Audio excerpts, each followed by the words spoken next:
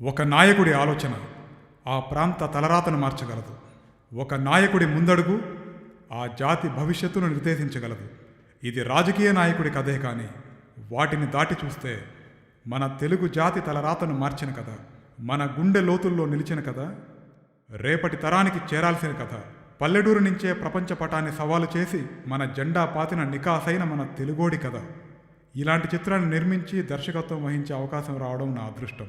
ఈ చిత్రం ప్రతి తెలుగువాడికి అంకితం. నాన్నా,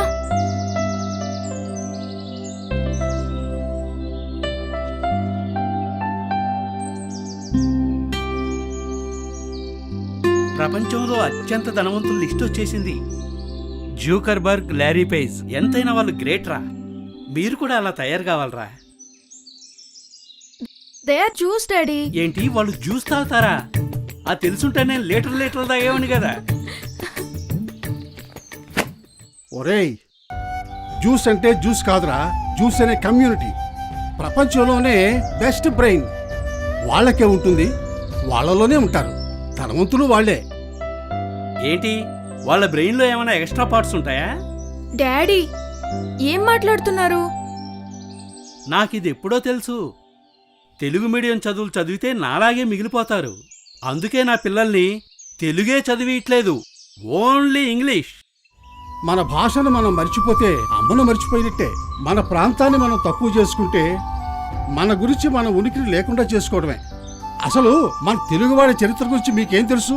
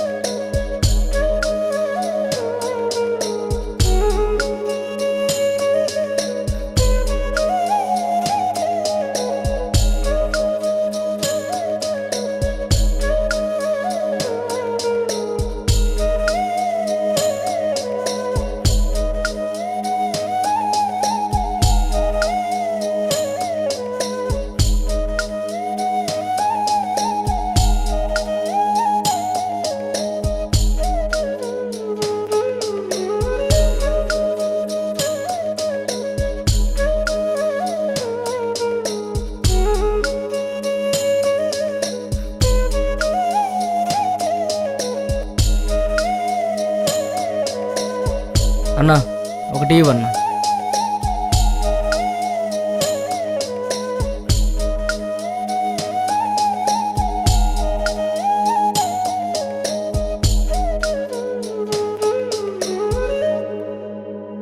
ఓహో, తెలుగు వాళ్ళకి అంత చరిత్ర ఉందా? ఎంత చరిత్ర ఉంటే ఏముంది, ఇప్పటి ప్రపంచంతో పోటీ పడే శక్తి కూడా కావాలి కదా మనకి. హనుమంతుడికి కూడా జాంబవంతుడు చెప్పే వరకు తన శక్తి తనకు తెలియదు. అవకాశాన్ని కల్పించి అన్నీ సమకూరిస్తే ఎవరైనా సాధించగలరు. మరి మనకి అవకాశాలు కల్పించేది ఎవరు తాతయ్య? 30 సంవత్సరాల క్రితం మన తెలుగు వారందరికీ అవకాశాన్ని కల్పించి ఎగిరేలా చేయాలని కల్లో కన్నాడు ఒక స్వాప్నికుడు. పల్లెటూరులో పుట్టిన ప్రపంచ గమనాన్ని ముందే దర్శించిన దార్శనికుడు.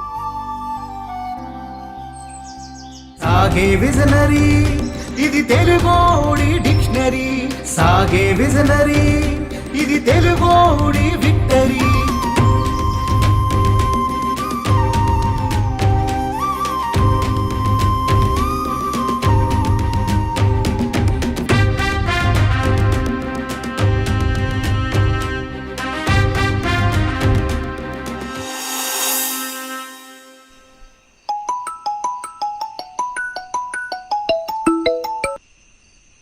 హలో,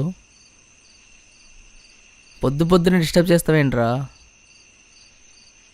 ఈ టైంలో టీవీ ఏంట్రా? ఏంటి? తెల్లవారుజామునే చంద్రబాబు వాహనాన్ని చుట్టుముట్టిన పోలీసులు, భారీగా మోహరించిన బలగాలు, ఆందోళనకు దిగిన పార్టీ వర్గాలు, శ్రేణులు. ఇంత పొద్దున్నే అరెస్ట్ చేయడం ఏంటి? ఇంతకన్నా టైమే దొరకలేదా వీళ్ళకి? రేయ్, అన్నయ్య ఎక్కడికి వెళ్ళాడు? ఫోన్ చేస్తాను. హలో, అన్నయ్య ఎక్కడున్నావు? ఓకే, బాబు గారిని అరెస్ట్ చేశారు కదా, హ్మ్. ఆయన కోసం వెళ్ళారంట. రాష్ట్ర వ్యాప్తంగా టీవీలకు అతుక్కుపోయిన జనం, క్షణక్షణానికి పెరుగుతున్న ఉత్కంఠ, ఆందోళనలో రాష్ట్ర ప్రజానీకం. తీవ్ర ఉత్కంఠ నడుమ చంద్రబాబుని అరెస్టు చేసి విజయవాడ తరలిస్తున్న పోలీసులు, రహదారి పొడుగునా రోడ్ల మీదకు వచ్చిన జనం, ఎక్కడికక్కడే ఆందోళన చేస్తున్న ప్రజలు. రహదారి పొడవునా ప్రజలు అడ్డగించడంతో కారు దిగి తనే ప్రజలకు సముదాయించిన చంద్రబాబు, దానితో వాహనాలకు దారిచ్చిన ప్రజలు. 24 గంటల తీవ్ర ఉత్కంఠకు తెర. చంద్రబాబును రాజమండ్రి సెంట్రల్ జైలుకు తరలిస్తున్న పోలీసులు. చివరకు తను కట్టించిన జైలుకి తనే వెళ్లనున్న చంద్రబాబు.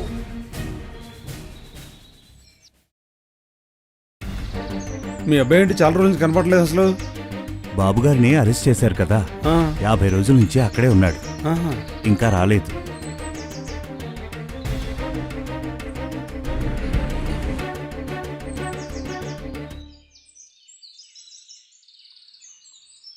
అన్నా ఒక టీవీ అన్న. ఇస్తాను కానీ తమ్ముడు, 50 రోజుల నుంచి చూస్తున్నా. పొద్దుగాలే వస్తారు, సాయంత్రం దాకా ఏడే ఉంటారు. ఏంటి మీ కథ? ఆయన బయటికి రానివ్వరు, రారు. మీరేం చేద్దాం అనుకుంటున్నారు? ఆయన మీకేమవుతారు చెప్పండి. ఎందుకు బాబు మీకు ఈ కష్టాలు? వెళ్ళిపోండి.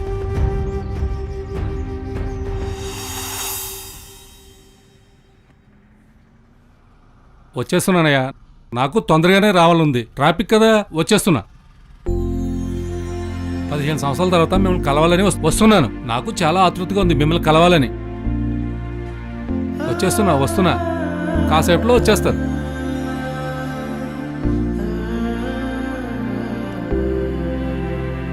పదిహేను సంవత్సరాలు అయిందయ్యా మా ఫ్రెండ్స్ అందరినీ కలిసి.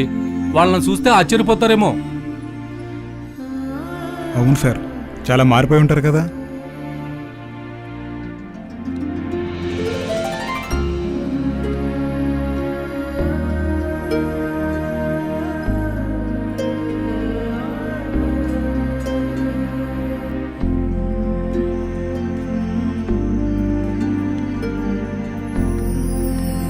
ఒరే సుందరం, ఎన్నాళ్ళైందిరా నిన్ను చూసి.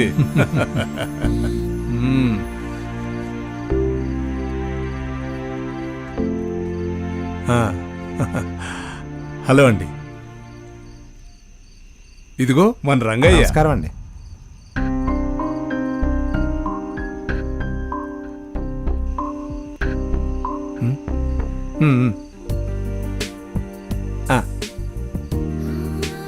ఏరా, మన ప్రెసిడెంట్ గారు తెలుసా? ఆయన నాకెందుకు తెలీదు?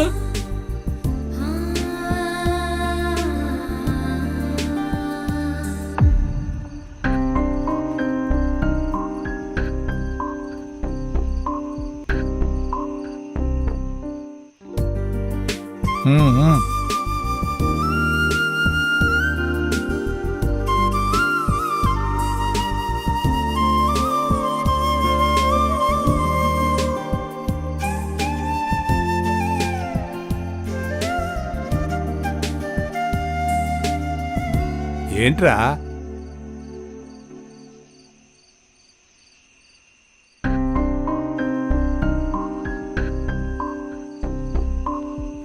పదిహేను సంవత్సరాల తర్వాత నేను మీ ఊరు వచ్చానురా. నన్ను చూసి మీరు షాక్ అవుతారనుకుంటే మీరే నాకు షాక్ ఇచ్చారా. రే షాకేంట్రా? అదేరా, నీ పక్కన కూర్చున్న అతను నీ దగ్గర కూలి పని చేసేవాడు కదా. ఆ ప్రెసిడెంట్ పక్కన కూర్చున్న అతను ఆ పాత ప్రెసిడెంట్ ఇంట్లో పనిచేసేవాడు కదరా. అవును. అతనేమో ప్రెసిడెంట్ గారి పక్కన కూర్చోవడం, ఇతనేమో నీ పక్కన కూర్చోవడం, ఇదేంట్రా? రే అవన్నీ తర్వాత చూసుకుందాం, పదరా ముందెళ్ళి కూర్చుందాం.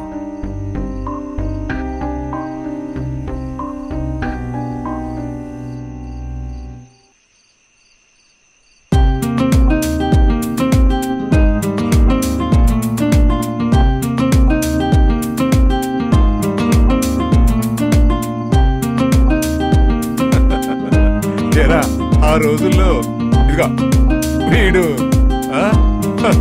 గోడలు దూకి మోకాళ్ళు పోగొట్టుకునేవాడు.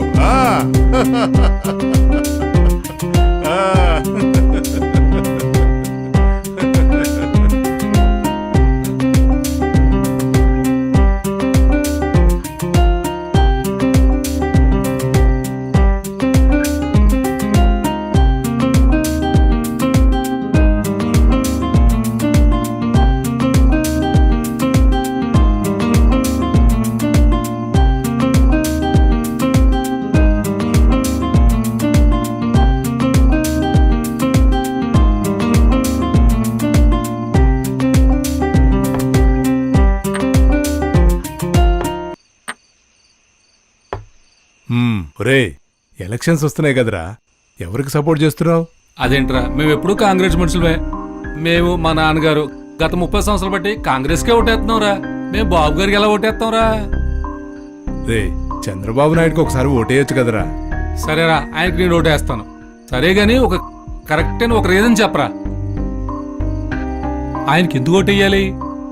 టైం ఎంత అయిందిరా? రాత్రి 1 గంటన్నారా. ఒరే ఒక్కసారి చుట్టూ చూడరా.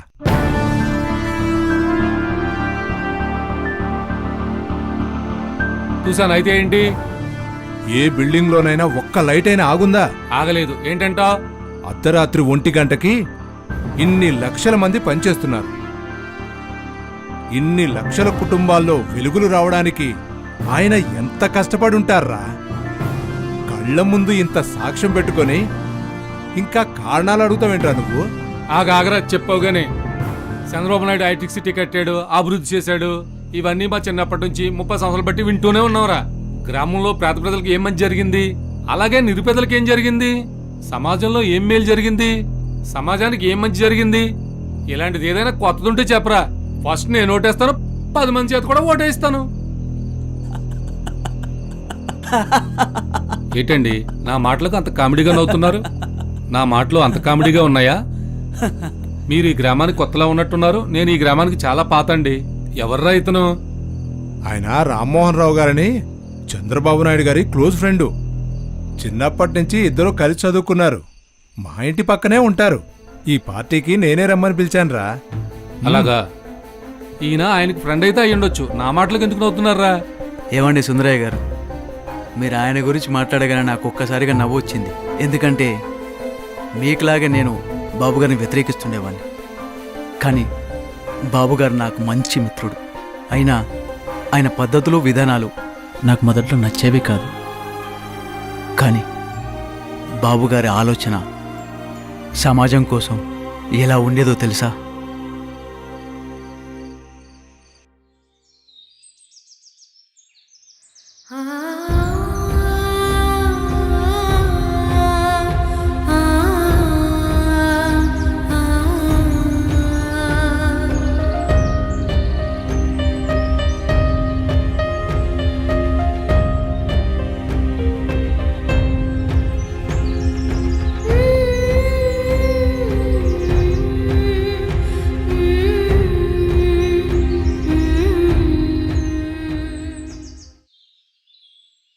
నాన్న నువ్వెందుకు కింద కూర్చున్నావు?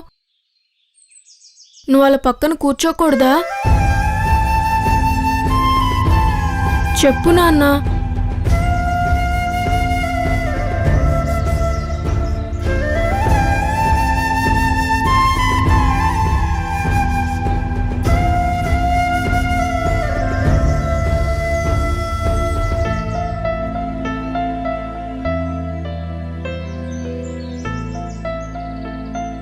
అన్నా మన ఊరికి ఎన్నికలు వచ్చినాయి. ఉమ్, మన ఊరు రిజర్వ్డ్ అయింది. ఉమ్. ఆ పంచాయతీ ఎన్నికల్లో నేను పోటీ చేద్దాం అనుకుంటున్నా. పోటీ చేసి నేనే గెలవాలనుకుంటున్నా. రే, నువ్వు ప్రెసిడెంట్ అయ్యి చేసేదేమీ లేదురా. వాళ్ళ పక్కన కూర్చోగలమా మనం? మన బ్రతుకులేం మారవురా. మనం ఎప్పటికీ ఇంతే. చూడయ్యా, మనకి స్వతంత్రం వచ్చి 60 ఏళ్ళయింది. మన ఇళ్ళేమో ఇంకా ఊరి చివర్లోనే ఉన్నాయి. మనకు నిజమైన స్వాతంత్రం అంటే పదవులో పథకాలో కాదు, సమానమైన గౌరవం దక్కాలి. అప్పుడే మనకు నిజమైన స్వాతంత్రం వచ్చినట్టురా.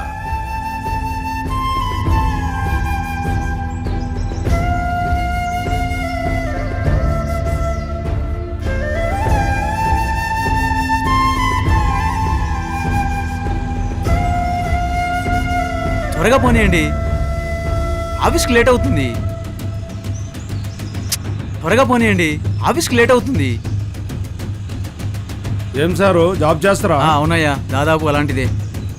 స్టేట్కి కొత్త సీఎం వచ్చారు సార్.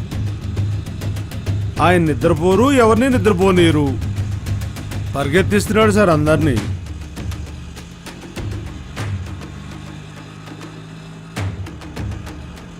సార్ చెప్పండి. ఇప్పుడే బయలుదేరాను సార్. ఇంతకీ మీరెక్కడున్నారు? సరిపోయింది.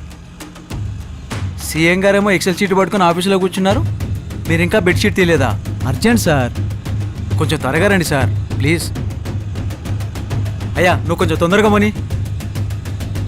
ఎందుకు సార్ అంత కంగారు పడుతున్నారు? ఎక్కడ పని చేస్తారు? మా స్నేహితుడి దగ్గరేనయ్యా. ఫ్రెండ్ దగ్గర పని చేసేటప్పుడు అంత భయం ఎందుకు సార్? నా ఫ్రెండ్ అందరిలాంటి వాడు కాదులే. పోనీ పోనీ తొందరగా. Okay sir.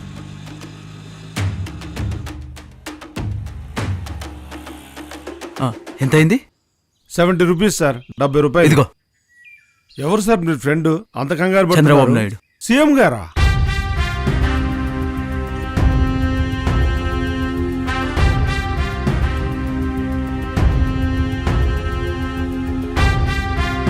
సార్ వచ్చారా? అమ్మో లేట్ అయిపోయింది. ఏమంటాడో ఏంటో.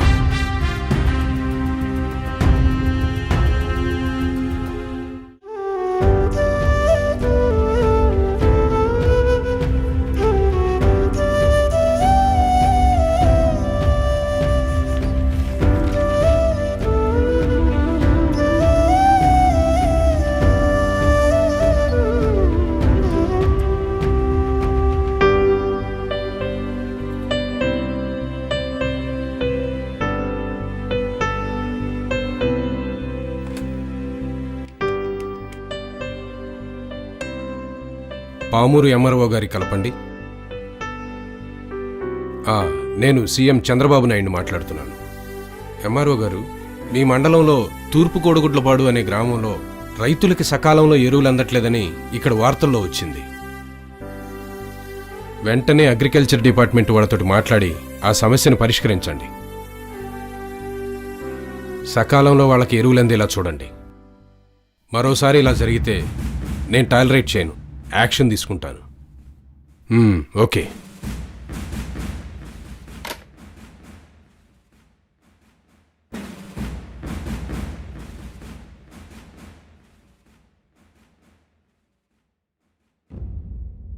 Good morning. కూర్చో. గుడ్ మార్నింగ్ బాబు గారు. గుడ్ మార్నింగ్, కూర్చోండి. Good morning sir. ఏంటి సార్ ఏదో మార్క్ చేస్తున్నారు? ఓ అవే ప్రజలకొచ్చే కష్టాల్ని ఆ పేపర్ వాళ్ళు రాయకమానరు. బాబుగారు వాటిని సాల్వ్ అయ్యేదాకా వదలరు. ప్రతిరోజు వాటిని నేను ఫాలోఅప్ చేయాలి. రోజు నాకు ఇదొక డ్యూటీ. ఓకే, ఫాలోఅప్ చేసుకోండి. సరే బాబుగారు.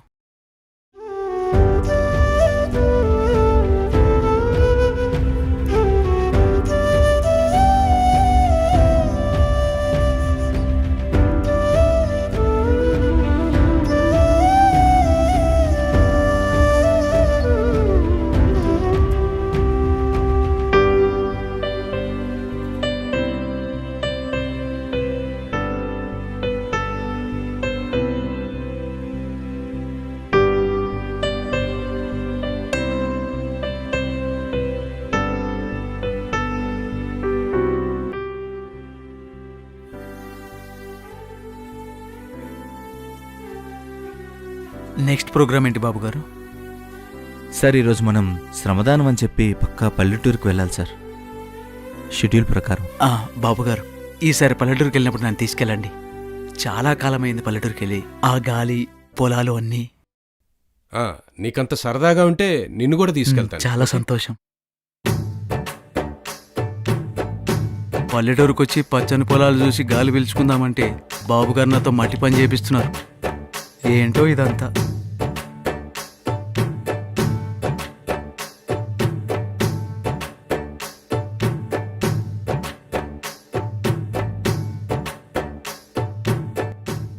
ఓ పెదానా, నేను సీఎం ఫ్రెండ్ని, నాకు పని చెప్తావే నువ్వు? అయ్యా, ఆడ మన సీఎంఏ పని చేస్తున్నాడు. ఓహో, ఆయన చేస్తాడయ్యా, నేను చేయాలి కదా. అరే, అటేం చూస్తావు, తీసుకో, పోసిరాపో. ఓ నీ అవ్వ.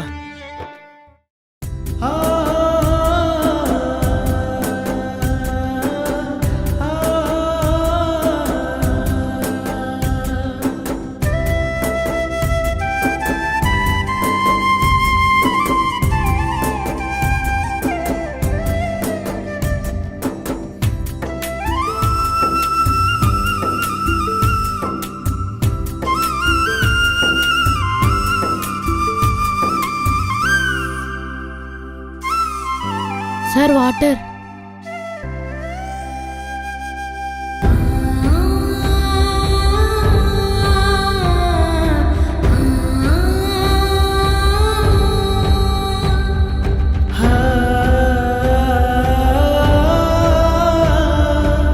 Thank you.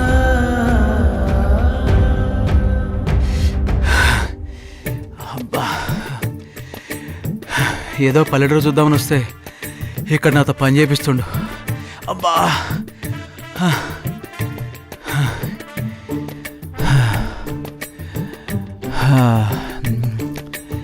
అబ్బా.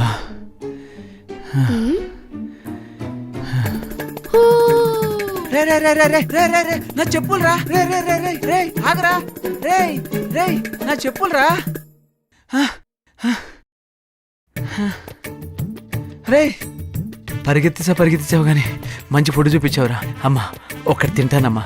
తినయ్యా. అమ్మా, నేను కొట్టుకెళ్తా. పైసలు ఎక్కడున్నాయ్యా? మీ నాన్న తెచ్చిన డబ్బులన్నీ తాగడానికి తీసుకుపోతున్నాడు. నన్ను ఏడ పొదుపు చేయనిస్తున్నాడు చెప్పు.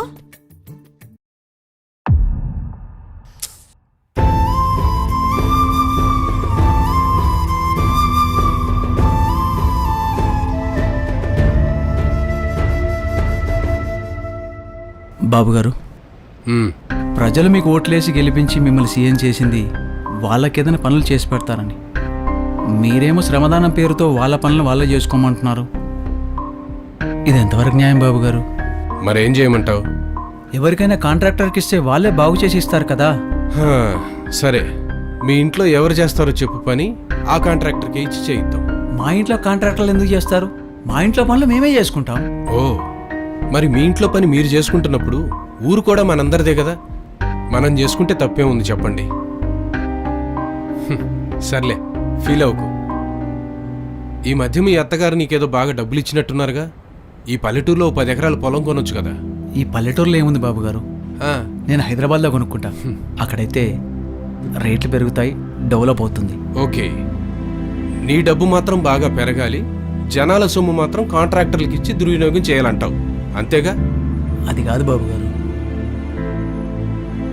సర్లే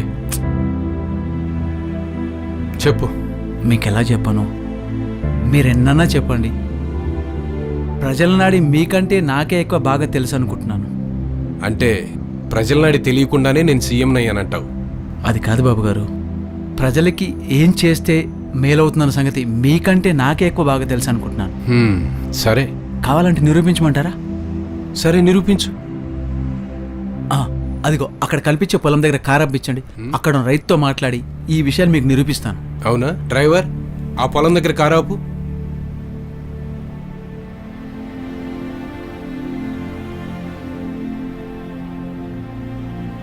ఇలాగా ప్రజల్ని కష్టపెట్టకూడదు బాబుగారు. అందరిలాగా మీరు కూడా వాళ్ళకి ఏవో 4 పథకాలు పెట్టేయండి. అది చాలు, అభివృద్ధి వద్దంటావు. సరే, వెళ్ళి నిరూపించు. సరే బాబు గారు.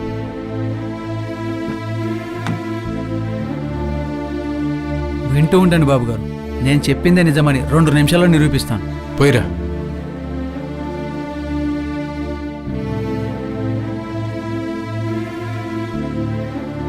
ఓ పెద్దాయనా, ఏం చేస్తున్నావు? కనపడతలేదా సార్? గడ్డి పీకుతున్నాం. అంత మంచిదన్నమ్మా? మంచిదే సారు. ఊర్లో రాజకీయాలు ఎట్లా నడుస్తున్నాయి? మంచిగానే ఉన్నాయి సారు. మనలో మన మాట, బాబుగారి పరిపాలన ఎలా ఉంది? మంచిగానే ఉంది సార్. సర్లే గాని ఇప్పుడు పెన్షన్ 200 ఇస్తున్నారు కదా, 300 ఇస్తే ఓటేస్తావా? ఎందుకేం సార్ 300 ఇస్తే? 300 ఇస్తే బ్రహ్మాండంగా వేస్తాం.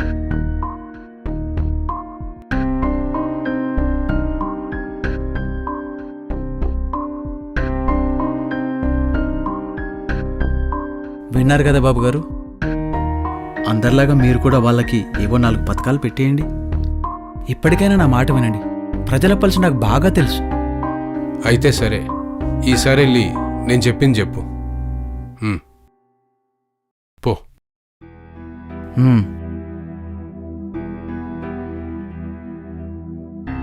ఇదిగో అమ్మా. సార్, ఇందాక 300 పెన్షన్ అన్నా కదా, ఆ? పెన్షన్ ఇస్తే ఓటేస్తాను చెప్పినావు కదా. అవును సార్. పెన్షన్ ఇస్తే ఓటేస్తావా, లేక ఉద్యోగాలు ఇస్తే బాబుగారు ఓటేస్తావా? పెన్షన్ ఇస్తే మంచిదే సారు, ఉద్యోగాలు ఇస్తే బాగా బతుకుతాం.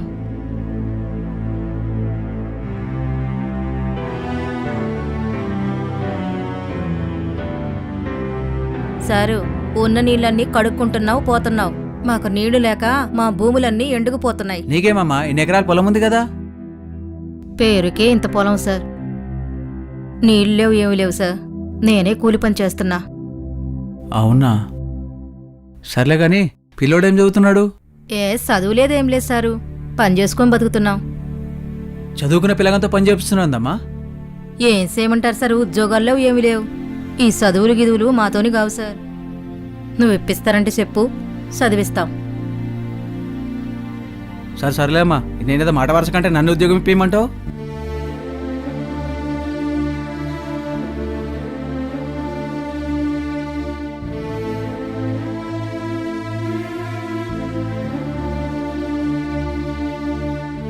మీరు చెప్పిందే వాళ్ళు చెప్తున్నారు బాబుగారు. మీరు చెప్పిందే నిజమైంది.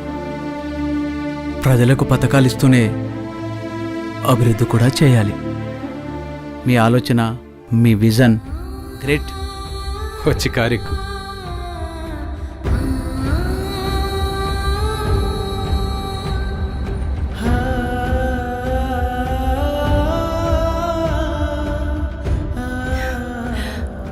మీకోసం ఎవరొచ్చారో చూడండి.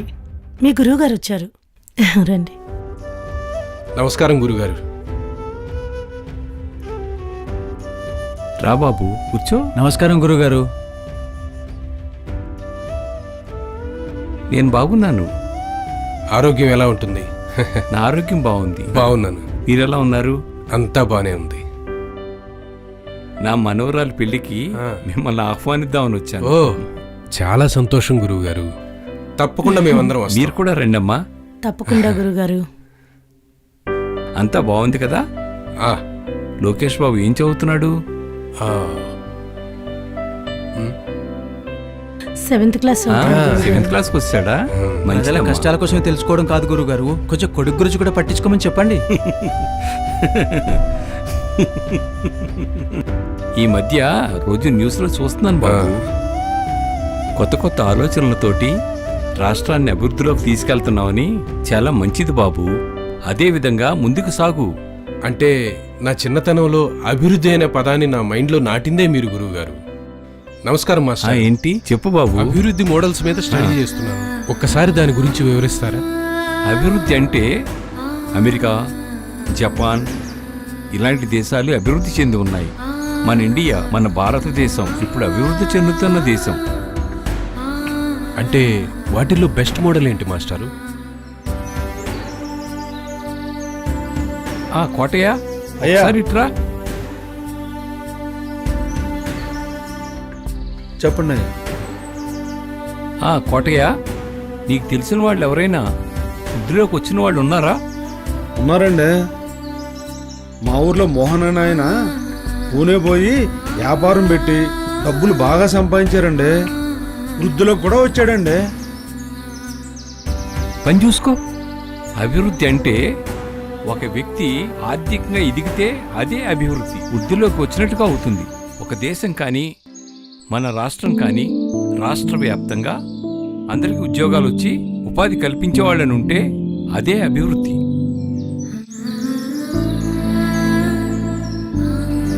అలాగే గురుగారు. మంచిది బాబు, మంచిది. అలాంటిది ఈరోజు నాకు సీఎంగా అవకాశం వచ్చింది. అభివృద్ధి చేయకుండా ఎలా ఉంటాను చెప్పండి? ఈయన తెలుసు కదా బాబు, సీనియర్ జర్నలిస్ట్ రఘురామయ్య గారు. వారు తెలియకపోవటం ఏంటండి? వారు రాసిన ప్రతి ఆర్టికల్ నేను చదువుతూనే ఉంటాను. చాలా బాగా రాస్తారు. ప్రభుత్వం చేసిన తప్పుల్ని ఎత్తి చూపిస్తూ సూటిగా ప్రశ్నించడంలో వారు సిద్ధహస్తులు. బాబుగారు, మీరు నన్ను పొగుడుతున్నారని నాకు తెలుసు, కానీ మిమ్మల్ని నేను పొగడను. ఎందుకంటే నా అనుభవం ఎక్కువ. స్వాతంత్రం వచ్చిన తొలినాళ్ల నుంచి ఎందరెందరో నాయకులు వస్తున్నారు, మన సంపదను పంచిపెడుతున్నారు. ఎవ్వరూ కూడా సంపదను పెంచేవాళ్ళు లేరు. మీరు కూడా అభివృద్ధి అని పేరు పెట్టి అదే పని చెయ్యొద్దు. సంపదను పెంచి పంచండి, మిమ్మల్ని నేను పొగుడుతాను. తప్పకుండా అండి, తప్పకుండా. సార్, ఈ ఫైల్స్ మీద మీ సంతకాలు కావాలి సార్. ఏంటివి? సార్, కరెంటు ఛార్జీలు, బస్ ఛార్జీలు పెంచాలి సార్. ఇప్పుడేవి పెంచాల్సిన అవసరం ఏమొచ్చింది? లేదంటే మనకున్న ఆర్థిక పరిస్థితుల్లో ఉద్యోగస్తులకు జీతాలు ఇచ్చే పరిస్థితి లేదు సార్. కాబట్టి మనం తప్పని పరిస్థితుల్లో పెంచాల్సి వస్తుంది సార్. ప్రజల దగ్గర డబ్బులు వసూలు చేసి మళ్ళీ వాళ్ళకే పంచడానికి మనం ఏమన్నా గుమస్తా ఉద్యోగం చేస్తున్నావా? ప్రజలు మనల్ని ఎన్నుకున్నది వాళ్ళ జీవితాల్లో మార్పు తీసుకొస్తాం, దీనికోసం కాదు. ఇక నుంచి మనది ఒకటే ఎజెండా, రాష్ట్ర ఆర్థిక అభివృద్ధి జరగాలి. దానికోసం మనం ఏం చేస్తే బాగుంటుందో నాకు నెక్స్ట్ మీటింగ్లో ఇన్పుట్స్ ఇవ్వండి. ఓకే?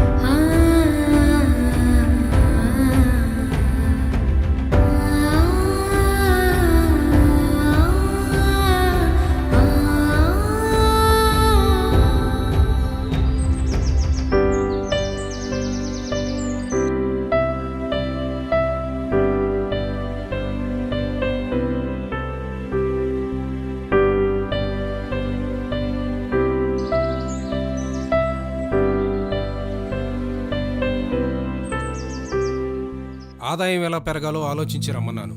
ఆలోచించారా? మీ ఆలోచనలు చెప్పండి. బాబుగారు, మన రాష్ట్రానికి మీకంటే ముందు చాలామంది సీఎంలు అయ్యారు. వాళ్ళు ఈ రాష్ట్రాన్ని ఎలా పరిపాలించాలో ఒక మోడల్ సెట్ చేసి పెట్టారు. మరి మనం ఎందుకు సరికొత్త ప్రయోగాలు చేయాలి? ప్రజలకు మేలు చేసే 4 పథకాలు పెడితే గెలుస్తాం కదా. అంటే ప్రజలకు పథకాలు ఇస్తే సరిపోతుందా? వాళ్ళు ప్రభుత్వం మీద ఆధారపడకుండా స్వతంత్రంగా బ్రతికేలా మనం తయారు చేయాలి కదా. సార్, మనం రాష్ట్రంలో ఇండస్ట్రీస్ డెవలప్ చేద్దాం సార్. అలా చేస్తే ఎక్కువ మందికి ఉద్యోగాలు వస్తాయి, ఆదాయం సమకూరుతుంది. నా దగ్గర ఒక ఆలోచన ఉంది. మీ అందరికీ పేపర్ కటింగ్స్ పంపించాను కదా, చూసారా? దాంట్లో ఏముంది? భవిష్యత్తులో ఐటీదే విప్లవం అని చెప్పేసి ఆర్టికల్ ఉంది కదా. అంటే భవిష్యత్ అంతా ఐటీదే. మనం ఐటీని డెవలప్ చేద్దాం. దాంతో యువతకి చాలా ఉద్యోగాలు వస్తాయి. దాంతో మన రాష్ట్రం యొక్క ఆదాయం పెరుగుతుంది. మనం ఒక టెక్నాలజీ సిటీని కడదాం. దాంతో మన రాష్ట్రం ఆదాయం పెరుగుతుంది, అదేవిధంగా అభివృద్ధి చెందుతుంది. సార్, మన ప్రజలకి కంప్యూటర్ గురించి అవగాహన ఎక్కువ మందికి లేదు. అలాంటి వాళ్లతో ఐటీ విప్లవం తెస్తానంటున్నారు. మన రాష్ట్ర ఆర్థిక పరిస్థితి చూస్తే జీతాలు కూడా ఇవ్వలేని పరిస్థితి. ఇలాంటి టైంలో ఐటీని డెవలప్ చేయాలంటే చాలా డబ్బులు ఖర్చు పెట్టి ఇన్ఫ్రాస్ట్రక్చర్ డెవలప్ చేయాల్సి వస్తుంది. దీనివల్ల సంక్షేమ పథకాలకు నిధులు సరిపో. మీ మీద వ్యతిరేకత వచ్చే అవకాశం ఉంది. మీరు ఓడిపోయే ప్రమాదం ఉంది సార్. చిన్నప్పుడు మా మాస్టర్ ఒక మాట చెప్పేవారు.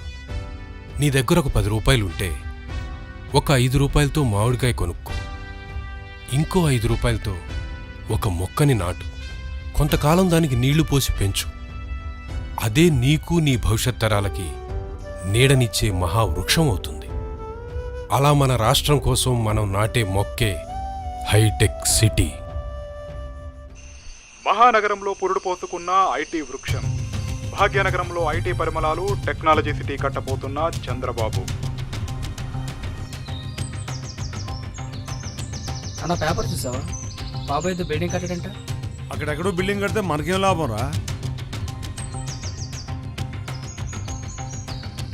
సార్, ప్రజల్లో చాలామంది ఈ బిల్డింగ్తో మనకేం పని అనుకుంటున్నారు సార్. ఈ ఐటీతో మనకొచ్చే ప్రయోజనం ఏముంది అనుకుంటున్నారు సార్. ఈరోజు మనం చేసే పనితో కూలి పని చేసుకునే వారి కొడుకైనా, పొలం పండించే రైతు కొడుకైనా అదే పొలం గట్టు మీద కూర్చొని అమెరికాలో సైతం ఉద్యోగం చేసుకునే రోజు వస్తుంది. అదే మన విజన్ 2020. అను చూసావా? విజన్ 2020 అంట. ఈ బాబు ఏంట్రా ఇప్పుడే ఏదో చేయమంటే 20 ఏళ్ల తర్వాత చేస్తానంటాడు. తాత, విజన్ 2020 అంటే ఏంటి? 20 ఏళ్ళ తర్వాత ఏమవుతుంది తాత? ఏమైతే మనకేంటి? రాళ్ల గుట్టల్లో బిల్డింగులు కట్టి రాష్ట్రాన్ని మార్చబోతున్నాడు. ఢిల్లీకి పోతేనే హైదరాబాద్ గురించి పట్టించుకునే వాళ్లే లేరు. అలాంటిది అమెరికా నుంచి పెట్టుబడులు వస్తాయంటే ఎవరు నమ్ముతారు? ఉద్యోగాలు తర్వాత గాని ముందు నీ ఉద్యోగం పోకుండా చూసుకో బాబు. బాబుగారు, మీ ఉద్యోగం పోకుండా చూసుకోండి. ఏంటండి? ప్రతిపక్షం వాళ్ళు అంటున్నారు ఒక్క బిల్డింగ్తో రాష్ట్ర భవిష్యత్తు మారిపోతుందా అని. మనం కూడా ఒక బిల్డింగ్ కట్టి ఎందుకు ఆగుతాం? ఇంకా ఎన్నో ఐటీ హబ్స్ రావాలి, ఇంకా ఎయిర్పోర్ట్ రావాలి, ఇంకా నగరం చాలా అభివృద్ధి చెందాలి. రోడ్ల విస్తరణ, తర్వాత ఫ్లైఓవర్స్, ఔటర్ రింగ్ రోడ్, ఇలా ఎన్నో రకాలుగా నగరం అభివృద్ధి చెందాలి. ఇప్పుడు కరెక్ట్గా చెప్పారు బాబుగారు. పాత పడగొట్టేసి కొత్త ఎయిర్పోర్ట్ కట్టాలి. ఇప్పుడు జనాలకు కావాల్సింది అదే కదా. పాత ఎయిర్పోర్ట్ పడగొట్టాం, సిటీ బయట కొత్త ఎయిర్పోర్ట్ కడతాం. అది భవిష్యత్ అవసరాలకు సరిపడేలా, అంతర్జాతీయ పెట్టుబడులు ఆకర్షించేలా కట్టబోతున్నాం. ఏదో ఒకటి కొత్తవి కడుతున్నారు, మాకు అవే చాలు. ఆ గ్యాస్ సిలిండర్ ఫైల్ ఎంతవరకు వచ్చిందో నాకు త్వరగా అప్డేట్ ఇవ్వండి. ఆ రోడ్ వైండింగ్ కూడా కంప్లీట్ అవ్వాలి. ఎక్కడికి వెళ్తున్నా? ఐటీ హబ్ దగ్గరికి వెళ్తున్నా సార్. పల్లెటూరులో పనికి మాత్రం నేను కావాలి, ఐటీ హబ్లో ఎంజాయ్ చేయడానికి మాత్రం నేను అక్కర్లేదా? సార్కి చెప్పండి సార్. అడుగుతాం సార్. బాబు గారు, నేను కూడా ఐటీ హబ్కి వస్తాను. ఐటీ హబ్కా?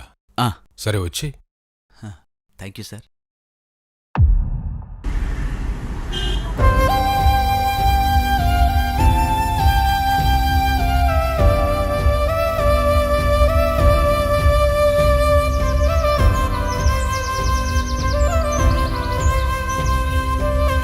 ఐటీ హబ్ అన్నారు, ఎక్కడ చూసినా రాళ్ళ హబ్బులే కనబడుతున్నాయి.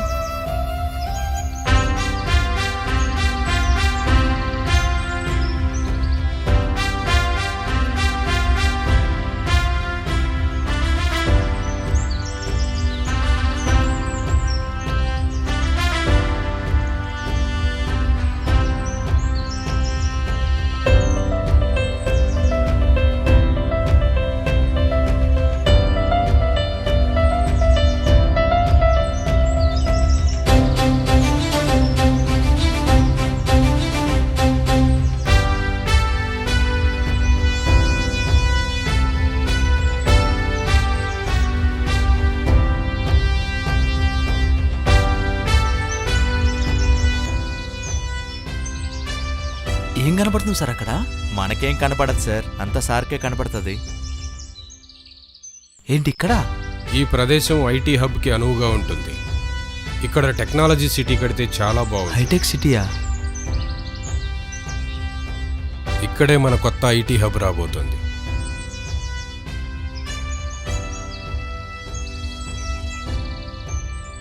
బాబు గారు, ఈ బండల్లో మైక్రోసాఫ్ట్ వస్తుందా? అవును, మైక్రోసాఫ్ట్ ఇక్కడికే వస్తుంది. అంటే ఐటీ ఉద్యోగులు ఈ బండ్ల మీద కూర్చొని పని చేసుకునే అవకాశం కల్పిస్తున్నారా? పద.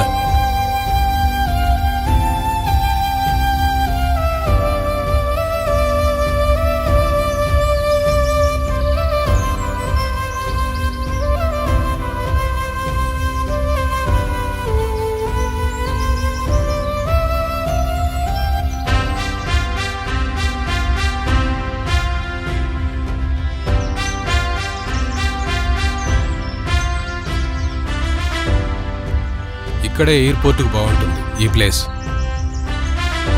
బాబు గారు, ఇక్కడనా?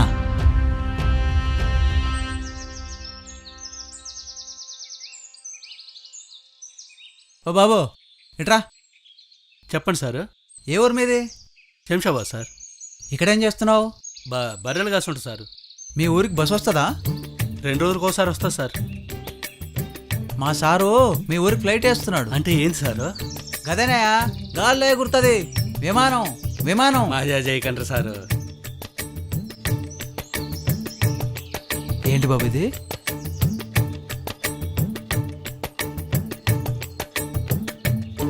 రాళ్ళగుట్టలల్లా ఐటీ హబ్లు అన్నారు, ఈ పిచ్చిబీడు భూములల్లా ఎయిర్పోర్ట్ అంటున్నారు. ఇంకేం ప్లాన్ చేస్తున్నారా బాబు గారు? బాబు గారు వస్తున్నాను, పదండి సార్.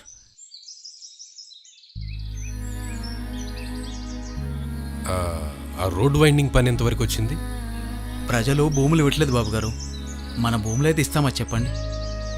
దానికి తోడు లోకల్ లీడర్స్, ప్రతిపక్షం వాళ్ళు ప్రజల్ని బాగా రెచ్చగొట్టారు. దాని తర్వాత మా భూములు ఇవ్వమంటే ఇవ్వమని భీష్మించి కూర్చున్నారు. మీరు అర్థం చేసుకుని భూములిచ్చి సహకరించినట్లయితే మేము రోడ్డును వెడల్పు చేస్తాం. దానివల్ల మన సిటీ బాగుపడుతుంది. అర్థం చేసుకుని సహకరించండి. ఏంటి, మా భూములు కావాలా? నీ భూములైతే నువ్వు ఇస్తావా? ఇంకొకసారి భూములంటూ ఇటు వచ్చావో చూసావుగా, జనాలతో కొట్టిస్తా. వెళ్ళో వెళ్ళో.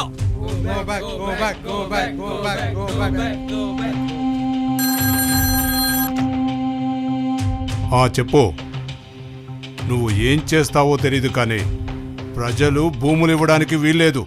ఆ చంద్రబాబు నాయుడు రోడ్డు వైండింగ్ ఎలా చేస్తాడో చూద్దాం. సార్, మీరేం కంగారు పడద్దు. ఇక్కడ జనాలెవరూ భూములు ఇవ్వడానికి ఇష్టపడట్లేదు. ఆ బాబు రోడ్లు ఎట్లా వేస్తాడో నేను చూస్తాను. ఓకే, ఒకసారి ఆఫీసర్కి ఫోన్ కలపండి. అలాగే సార్.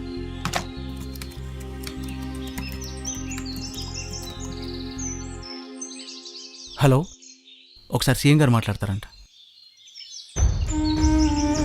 ఆ రోడ్ వైండింగ్లో సమస్య ఏంటి? ఓకే, అయితే నేను చెప్పినట్టు చేయండి. వాళ్ళకి ఇలా ఆఫర్ చేయండి. ఓకే, అప్పుడు వాళ్ళే అర్థం చేసుకుంటారు. ఓకే అన్నా, ప్రజలంతా భూములు ఇవ్వడానికి స్వచ్ఛందంగా ముందుకొస్తున్నారన్న. ఆ కార్పొరేటర్కి చెప్పాను కదా చూసుకోమని. ముందు ఆయనే ఇస్తున్నాడంట భూములు.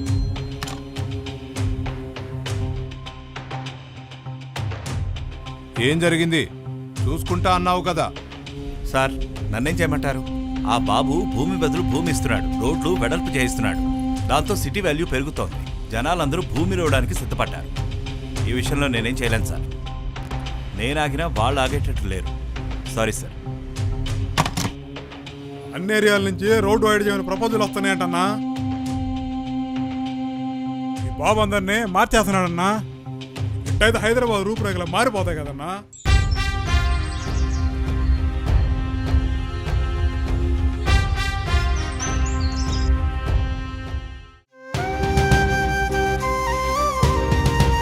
ఎగురుతున్న పాలపిట్ట బొమ్మ గీస్తున్నానమ్మా.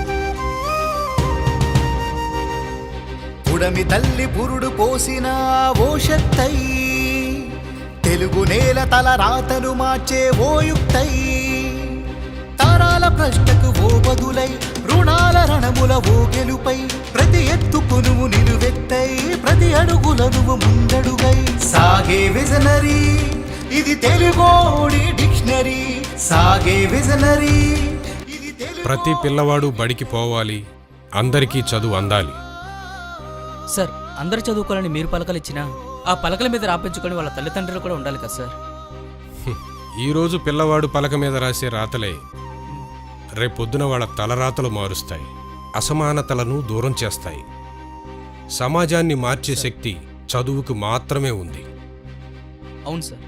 అడియాసల ఎండమావిని అరిచేసే చినుకు సమ్మెటై కనబడని వెలుగు జాడని వెతికి చిన తెలుగు తేజమై తొలిసారిగా ఎల్లలు దాటి కల తీర్చిన కాంతి పుంజమై తెలుగోడి తెగువను చాటే తిరుగులేని బ్రహ్మాస్త్రమై సాగే విజనరీ ఇది తెలుగోడి డిక్షనరీ సాగే విజనరీ ఇది తెలుగోడి. ఇది డ్రిప్ ఇరిగేషన్ సిస్టమ్ అమ్మా. మీ దగ్గర ఒక బకెట్ నీళ్లుంటే దాన్ని మొక్కకు పోస్తే అవి చాలా వరకు ఆవిరైపోతాయి. అదే బకెట్ నీటిని పైపుల ద్వారా ఇలా మొక్కకు అందించినట్లయితే చాలా రోజుల పాటు ఒక బకెట్ నీటిని వాడుకోవచ్చు.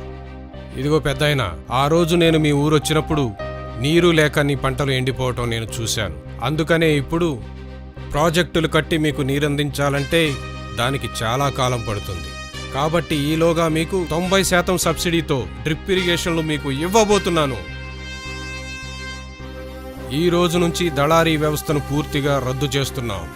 మీ పంటను మీరే అమ్ముకునే విధంగా రైతు బజార్లు ప్రారంభిస్తున్నాం. ఇట్రా పెద్దాయన, ఆ రోజు మీ ఊరొచ్చినప్పుడు మీ మనవణ్ణి చదివించకుండా పనికి పంపిస్తుంటే ఎందుకు అని అడిగితే ఉద్యోగాలు ఎక్కడున్నాయి, నువ్వు ఇప్పిస్తావా అని అడిగావు. చూడు పెద్దాయన, నీ మనవడికి నీ మనవడి లాంటి ఎంతోమంది పిల్లలకి నాది గ్యారంటీ, వారి భవిష్యత్తుకి నాది గ్యారంటీ. చదివించు పెద్దాయన. నింగికి నేలకు నిచ్చెన వేసే మేధస్సున్న తపస్వి తాను తాకాలన్నా తపనే ఉంటే తోడై ఉండెను. నిదురలోనే రేపును చూసే కనిలో కాల జ్ఞానే తాను భవితవ్యాన్ని బలంగా నిలిపే భరోసానే తాను. ఎదుగుదలంటే తనదేనంటూ ఎగిరిపడేటి ఎవరెస్ట్ అయినా చేస్తుందా తను నీ వైపు చూసే సాహసమే ఏ రోజైనా. కలలు సైతం కలగనలేని కలలకు రెక్కలు నీ రూపం, కొండలు గుట్టలు సైతం కోరే నీ సహవాసం. పేద బీద భేదం తెంచి చదువులమ్మను ఒడి చిందించి ఆశల సౌదం ఇలకే దించి సమానంగా మీ మానం పెంచే సాగే విజనరీ ఇది తెలుగోడి డిక్షనరీ సాగే విజనరీ ఇది తెలుగోడి విక్టరీ. ఒక అమ్మ కట్టెల పొయ్యి మీద వంట చేస్తూ చాలా ఇబ్బంది పడటం నేను గమనించాను. చాలా బాధేసింది. చిన్నతనంలో మా అమ్మ కూడా అలాగే కట్టెల పొయ్యి మీద వంట చేస్తూ ఎంతో ఇబ్బంది పడేది. ఇక నుంచి ఎవ్వరూ కూడా కట్టెల పొయ్యి మీద ఇబ్బంది పడకుండా ప్రతి ఇంటికి ఒక గ్యాస్ సిలిండర్ ఇచ్చే విధంగా దీపం పథకాన్ని ప్రారంభిస్తున్నాను.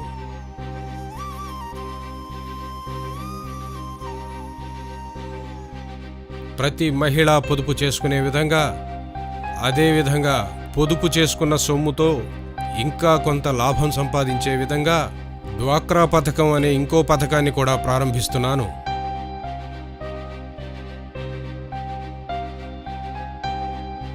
అమ్మ ఎప్పుడూ తన కుటుంబం బాగుండాలనే కోరుకుంటుంది. అలాంటి మహిళను శక్తివంతం చేస్తే ఆటోమేటిక్గా సమాజం కూడా శక్తివంతం అవుతుంది. అందుకే నా మొదటి ప్రాధాన్యత మహిళలకే. మహిళను మెరిపించేటి మెరుగులు దిద్దే యంత్రం తాను మెరవాలన్న కోరిక ఉంటే కొలిమిగా మారేను. విజయం వాకిలి తెరిపించేటి తెగువే ఉన్న తంత్రం తాను ఆశయమన్నది నీలో ఉంటే అవకాశం అయ్యేను. నీ ఖ్యాతి ఆరని జ్యోతై విశ్వపటాన విహరిస్తుంటే 1000 తరాలు కూడు వరాలై తెలుగోడి గూటికి చేరే. కష్టం సైతం ఇష్టపడేటి స్వేదం చిందే విందువు నువ్వు, విజయం సైతం వెంటపడే దిగ్విజయం నువ్వు. సాధక బాధను తనకే పంచి ఎడారిలో వరి పండించి ఇలలో స్వర్గము రుచి చూపించి తెలుగోడి విజనరీ ఇది తెలుగోడి డిక్షనరీ. సాగే విజనరీ ఇది తెలుగోడి విక్టరీ.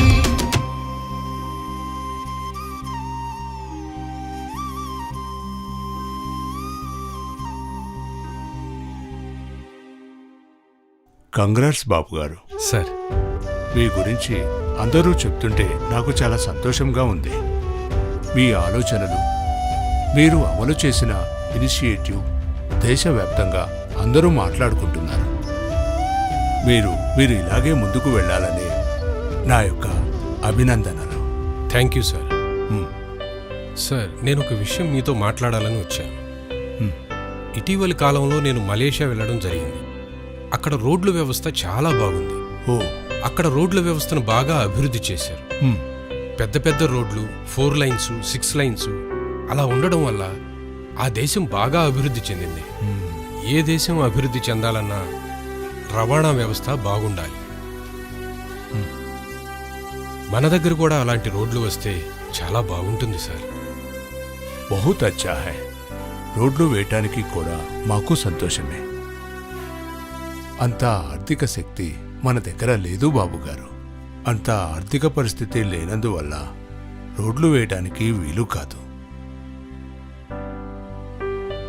సార్, నేనొక మోడల్ని అధ్యయనం చేశాను సార్.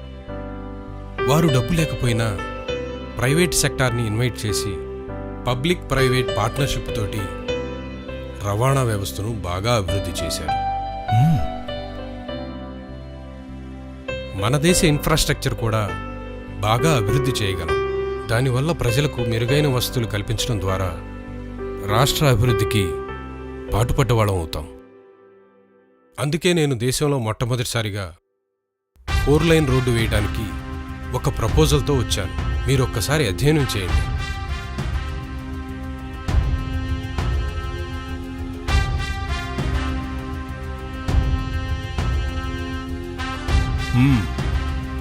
కంగ్రాట్స్ బాబు గారు. Thank you sir. చంద్రబాబు సూచనతో దేశంలోనే తొలిసారిగా 4 లైన్ రోడ్ల వ్యవస్థకు శ్రీకారం చుట్టిన కేంద్రం. బాబుగారు, నాకు ఒక డౌట్. బిల్గేట్స్ అపాయింట్మెంట్ అడిగారు కదా, ఆయన అమెరికా ప్రెసిడెంట్ అపాయింట్మెంట్ అడిగితేనే ఆలోచిస్తారు. అటువంటిది మనకెందుకు ఇస్తారు? మన ప్రయత్నం మనం చేద్దాం.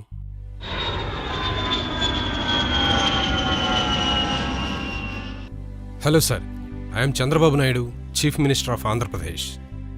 Fine sir, thank you.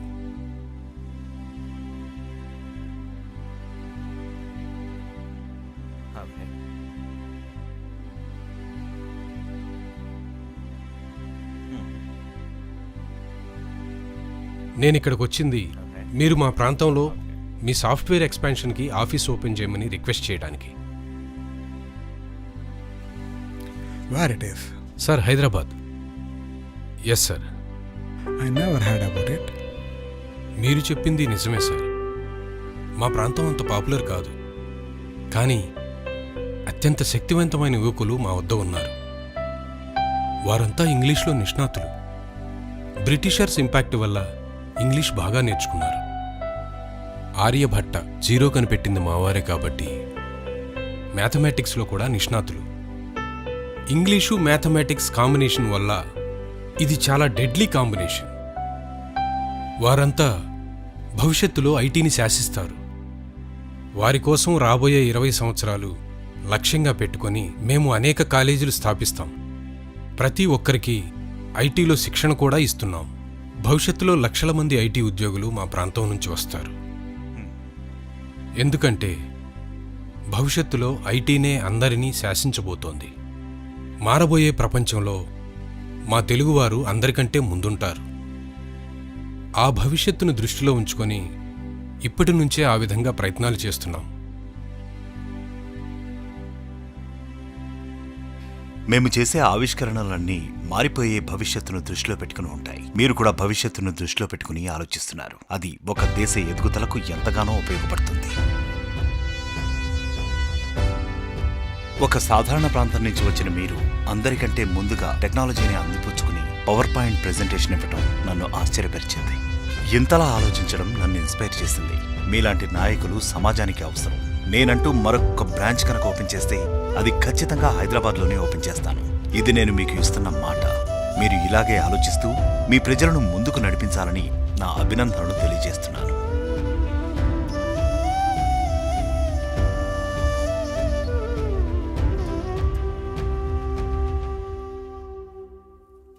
ఎప్పుడు చూసినా ఈ బాబు రాష్ట్రంలో ఉండడు. ఢిల్లీ అంటాడు, అమెరికా అంటాడు, ఐటీ అంటాడు, పెట్టుబడి అంటాడు. ఏమన్నా అంటే ఒక బిల్డింగ్ చూపించి మొత్తం మారిపోతుంది అంటాడు. ఈ పెట్టుబడుల పేరు చెప్పి ప్రపంచ యాత్ర మాత్రం బాగానే చేస్తున్నాడు ప్రభుత్వ ఆదాయంతో.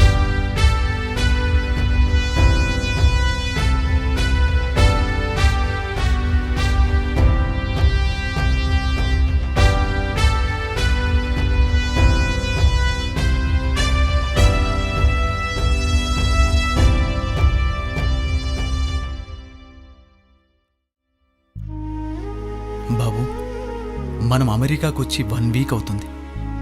చాలా కంపెనీలు కలిసాం, అందరికీ ప్రజెంటేషన్లు ఇచ్చాం. కానీ ఏ ఒక్కరు కూడా మన దగ్గర కంపెనీలు పెట్టడానికి ముందుకు రావట్లేదు.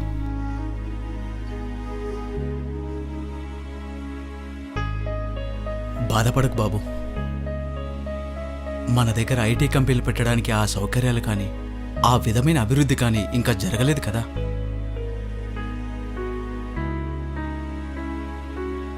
మన ప్రయత్నాలన్నీ మనం చేద్దాం.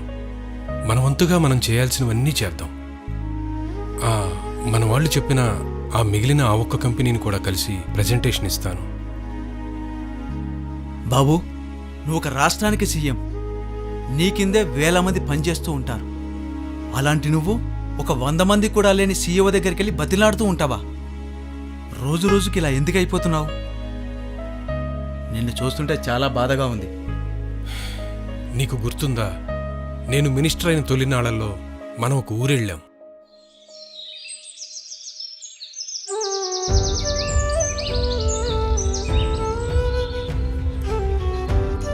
బాబు, రాంబాబు వాళ్ళు ఇల్లు ఎక్కడ? అదిగో అదేనండి.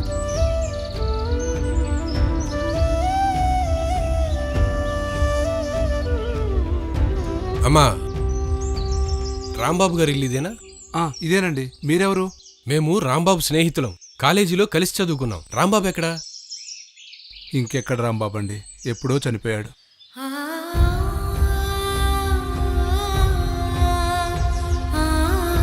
ఇదిగోనండి, ఇతనే రాంబాబు కొడుకు. అసలేమైంది? ఎలా చనిపోయాడు? రాంబాబు మా ఊర్లోనే బాగా చదువుకునేవాడు, మా అందరికీ ఆదర్శం. కానీ ఉద్యోగాలు రాక గవర్నమెంట్ ఉద్యోగాల కోసం ప్రయత్నం చేసి 1-2 మార్కుల్లో పోయేవి. రాంబాబు ఎంతో కష్టపడేవాడు. ప్రతి సంవత్సరం గవర్నమెంట్ ఎగ్జామ్స్ రాయటం, 1-2 మార్కులతో ఉద్యోగం రాకపోవడం.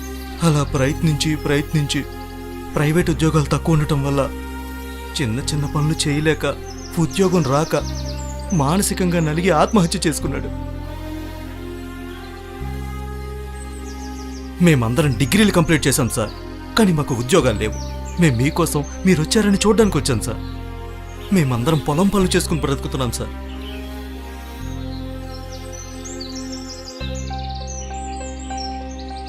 మీరు బాధపడకండి, మీకు అండగా మేమందరం ఉంటాం. మన తరం ఎలాగో అయిపోయింది బాబు. కనీసం ఈ పిల్లాడికైనా మన వయసు వచ్చేసరికి వాళ్ళకి సరిపడ సర్కారు కొలువులు కానీ ప్రైవేట్ కొలువులు కానీ వస్తాయా బాబు? ఆ కథ అక్కడితో అయిపోలేదు. అలాంటి సంఘటనలు నా కళ్ల ముందు ఈ 20 ఏళ్లలో ఎన్నో జరిగాయి.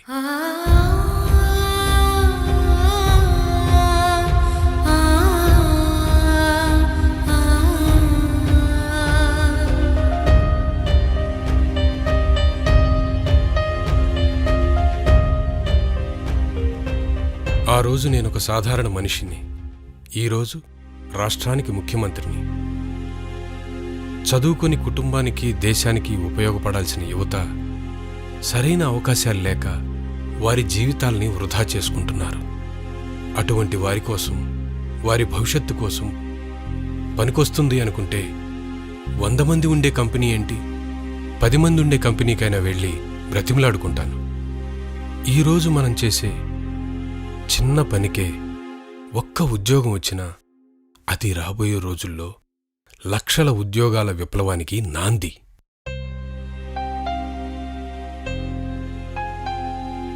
We are from Hyderabad. మేం మా ప్రాంతంలో ఐటీ అభివృద్ధికి ఎన్నో చర్యలు తీసుకుంటున్నాం. భవిష్యత్తులో మా ప్రాంతం ఐటీ సామ్రాజ్యంగా మారబోతోంది. మీరు గనక మా హైదరాబాద్ వచ్చి పెట్టుబడి పెట్టినట్లయితే మీకు చాలా ఉపయోగకరంగా ఉంటుంది. Hyderabad? What's that? I never heard about that. It is in India. Ya, please consider. I will provide everything. Thank you. Thank you so much. Okay. Nice scene. Let's proceed. Okay. Thank you.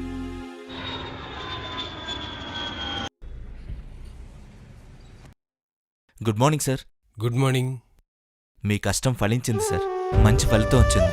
ఇప్పుడే Microsoft నుంచి mail వచ్చింది sir. They have accepted for the branch in Hyderabad. దానికి సంబంధించిన documents అన్నీ ఇందులో కంప్లీట్గా ఉన్నాయి sir. దీనికి సంబంధించిన mails and acceptance letter sir. మీరు అనుకున్నంత సాధించారు సార్. ఎక్కడో ఉన్న మైక్రోసాఫ్ట్ని హైదరాబాద్కి తెప్పించారు సార్.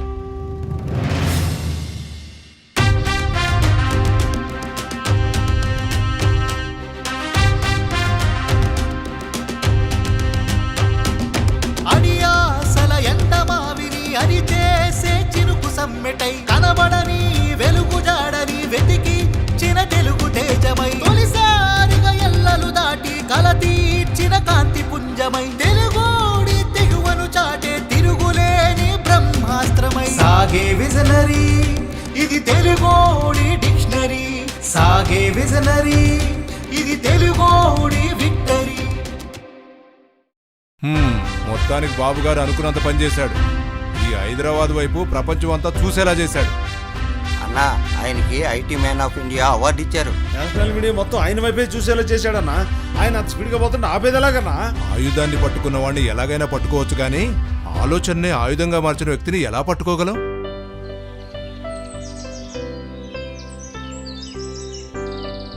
ఏదో అనుకున్నానబ్బాయి, చంద్రబాబు మార్పు తెచ్చేటట్టుగా ఉన్నాడు. బాబు, ఈరోజు పేపర్ చూసావా? ఏ పేపర్ చూసినా నీ గురించే రాశారు. నేషనల్ మీడియా మొత్తం నీకోసమే మాట్లాడుకుంటున్నారు. మన రాష్ట్రానికి ఐటీ తీసుకురావాలని కళ నెరవేరింది బాబు. మొత్తానికి సాధించావు. ఇకనైనా కష్టపడడం ఆపొచ్చు కదా. ఈ మాత్రానికి రిలాక్స్ అవ్వమంటావా?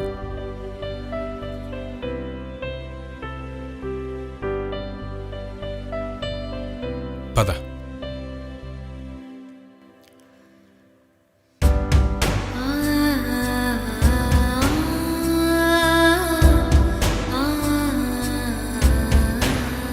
ఇది విజన్ 2020.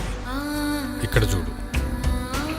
రాబోయే 20 ఏళ్లలో మన ప్రాంతం ప్రపంచానికే గమ్యస్థానంగా మారాలి. అన్ని దేశాల నుంచి పెట్టుబడులు పెట్టడానికి ఇక్కడికే తరలి రావాలి. మన యువకులందరూ కూడా బెస్ట్ స్కిల్డ్ పీపుల్గా తయారవ్వాలి. అగ్రికల్చర్, ఇండస్ట్రీస్, ఇలా ప్రతి రంగంలో మనవాళ్లే ముందుండాలి. ఇంత పని పెట్టుకొని ఈ మాత్రానికే రిలాక్స్ అవ్వమంటే ఎలా?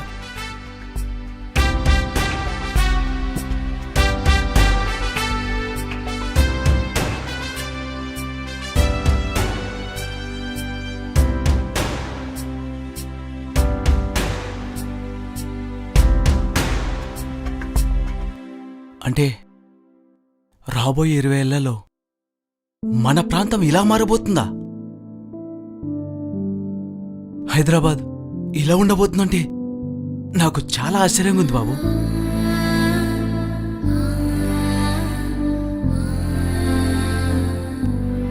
ఇది ప్రపంచానికి తెలియని ప్రాంతం.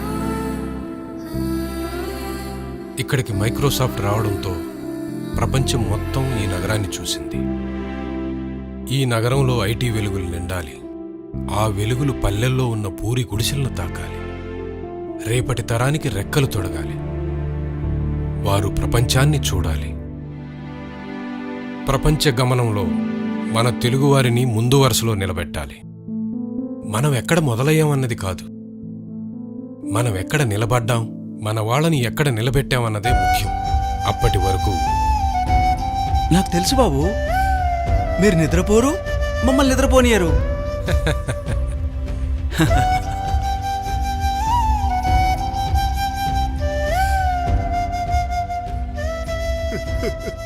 ఏం రంగయ్య? క్షమించండి అయ్యా. ఏం రంగయ్య, ఏమైంది? ఏమైంది రంగయ్య? ఏమైందో చెప్తానే కదా తెలిసేది. మీ ఇంట్లో లాగే 4 ఇళ్లలో పని చేసుకుంటూ బతుకుతున్నామయ్యా. ఓ రోజు మా ఓనర్ని నా కొడుకు చదువు కోసం డబ్బులు అడిగితే, అయ్యా ఏంటి? నా కొడుకు చదువుకి కాలేజీ ఫీజు కట్టాలి, కొంచెం సహాయం చేయండి అయ్యా. మీకెందుకయ్యా పెద్ద పెద్ద చదువులు, తాహతకు మించిన పనులు? ఎవరు ఎక్కడుండాలో అక్కడ ఉండటం మంచి. వెళ్ళు.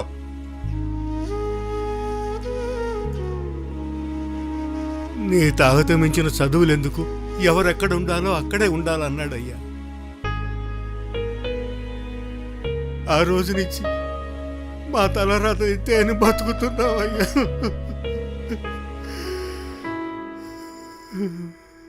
అయ్యా, ఈ రోజు ఏమైందో తెలుసా అయ్యా?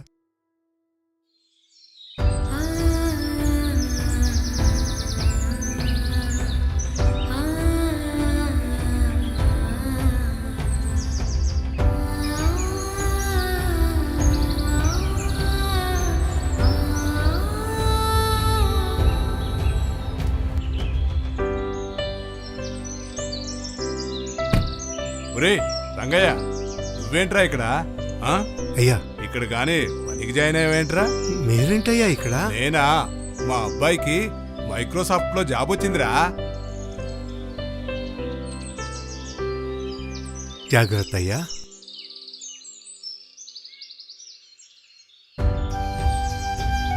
ఎవరు ఎక్కడ ఉండాలో అక్కడ ఉండటం మంచిది. వెళ్ళు. నా కొడుకు కూడా మైక్రోసాఫ్ట్ లో ఉద్యోగం వచ్చి సార్.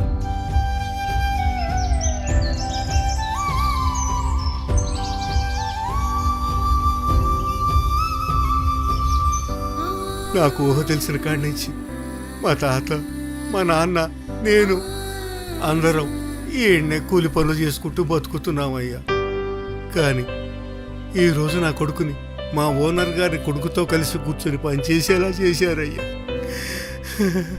మిమ్మల్ని అర్థం చేసుకోలేకపోయానయ్యా.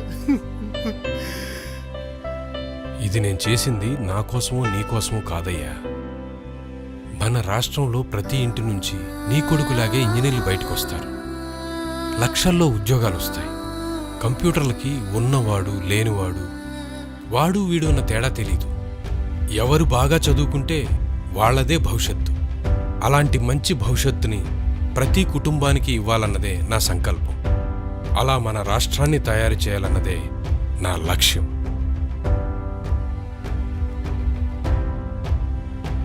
నా కుటుంబం తరతరాలుగా కూలివాళ్లుగానే బతికాం. కానీ నా కొడుకు కూలివాడు కాలేదు.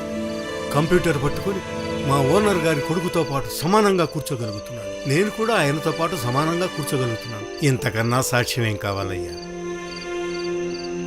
అయ్యా, నా కొడుకు చిన్నప్పుడు నన్నొక ప్రశ్న అడిగాడు. వాడు పుట్టిన దగ్గర నుంచి నేను కింద కూర్చోవటం, అంటరానితనాన్ని అనుభవించడం ఇవన్నీ చూసి పెరిగినవాడు. వాడు నన్నొక ప్రశ్న అడిగాడు. ఆ ప్రశ్నకి సమాధానం చెప్పలేక నేను మౌనంగా ఉండిపోయాను. నాన్న, నువ్వెందుకు కింద కూర్చున్నావు? నువ్వు వాళ్ళ పక్కన కూర్చోకూడదా?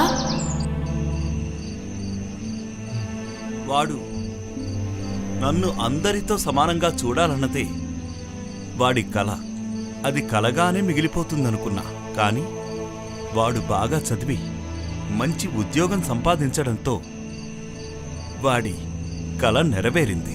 స్వతంత్రం వచ్చి 60 ఏళ్లైనా ఇంకా మేము ఊరి చివర్లోనే బ్రతుకుతున్నాం. నిజమైన స్వతంత్రం అంటే పథకాలివ్వడం కాదు, సమాజంలో సమానమైన గౌరవం దక్కడం. అందరూ పథకాల వల్లే మన తలరాతలు మారతాయనుకుంటే, ఒక్క చంద్రబాబు నాయుడు గారి అభివృద్ధి వల్ల అందరి తలరాతలు మారతాయని నమ్మాను. ఆ అభివృద్ధి వల్లే మా కొడుకు కన్నా కల నెరవేరింది. మా తలరాతలన్నీ మారాయి. అయితే ఇప్పుడేంటి, అంతా మారిపోయిందంటావా? సమాజంలో అసమానతలే లేవంటావా? అసమానతలు లేవని నేను చెప్పను, కానీ అవి తగ్గుముఖం పట్టే దిశగా అడుగులు పడ్డాయి. అభివృద్ధే అసమానతను తొలగిస్తుందని ఆయన నమ్మారు. ఆ దిశగా ముందడుగు వేశారు. భవిష్యత్ ఇంకా ఎంత మారబోతుందో. ఎవరైనా కష్టాల్లో ఉంటే కుంగిపోతారు, కానీ చంద్రబాబు మాత్రం కొత్త బాట వేసుకుంటాడు. కొద్ది రోజుల క్రితం ఆయనకు సభలో ఘోర అవమానం జరిగింది. అందరం బాధలో ఉంటే ఆయనకు ఆ సమయంలో కూడా కుటుంబం ఎలా అండగా నిలిచిందో తెలుసా? సభలో బాబు సతీమణికి ఘోర అవమానం, తీవ్ర మనస్తాపానికి గురైన బాబు మీడియా ముందే కంటతడి. మునుపెన్నడూ చూడని ఘటనలు సభలో చోటు చేసుకోవడంతో విస్తూ పోయిన రాష్ట్ర ప్రజలు. ఆడబిడ్డను అవమానిస్తే ఏ రాజ్యం బాగుపడదు. అంత గొప్ప మనిషిని అవమానించారు, ఎంత బాధపడుతున్నారో ఏమో పాపం.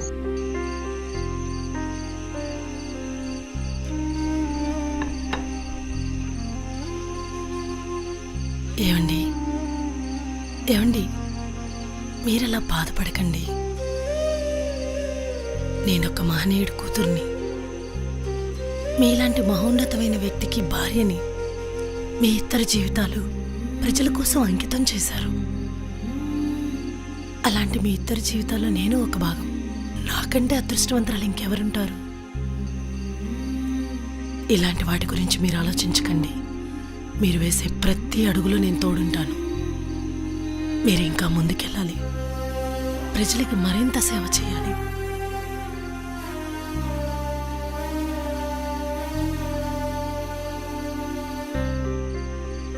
అక్రమంగా అరెస్ట్ చేసి జైల్లో పెడితే అంత కష్టంలో సైతం ఆయన ఏమన్నాడో తెలుసా?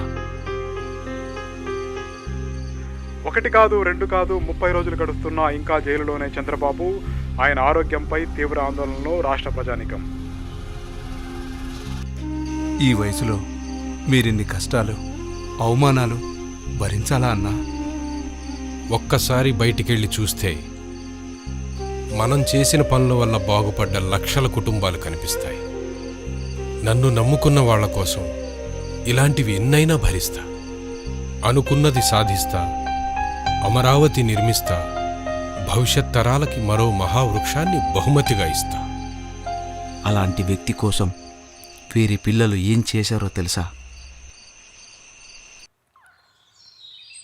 సరే కానీ ఇందాక నుంచి నేనే మాట్లాడుతున్నా, నువ్వేం సమాధానం చెప్పట్లా. ఆయనకి నీకు ఏంటి సంబంధం? ఏంటి నీ కథ? అసలు విషయం ఏంటి?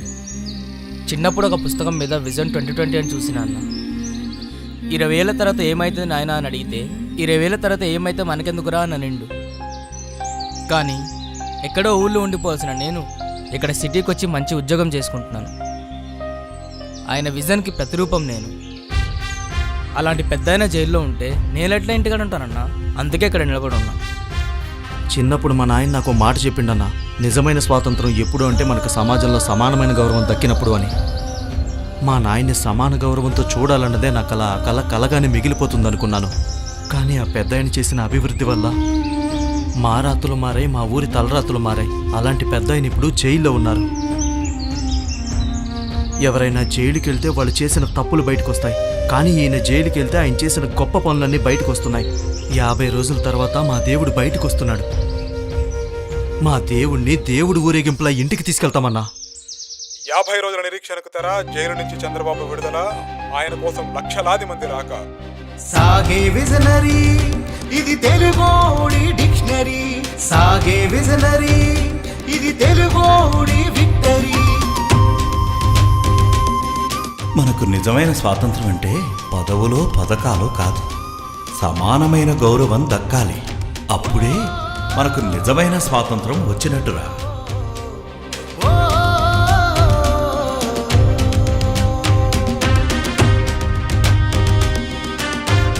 నా కొడుకు కూడా మైక్రోసాఫ్ట్లో ఉద్యోగం వచ్చి సార్.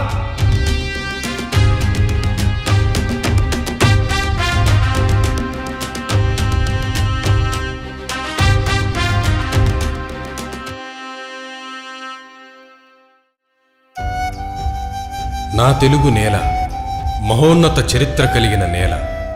మహనీయులు నడిచిన ఈ నేల దేశానికే అన్నపూర్ణగా పేరుగాంచిన నేల. తరాల చరిత్ర, ఆగని జీవనదులు, ఎప్పుడూ కరుణించే వెంకటేశ్వరుడు, ఇలాంటి ఘన చరిత్ర కలిగిన ఈ నేలకి, నా ప్రజలకి నాయకత్వం వహించే అవకాశం రావడం నా అదృష్టం.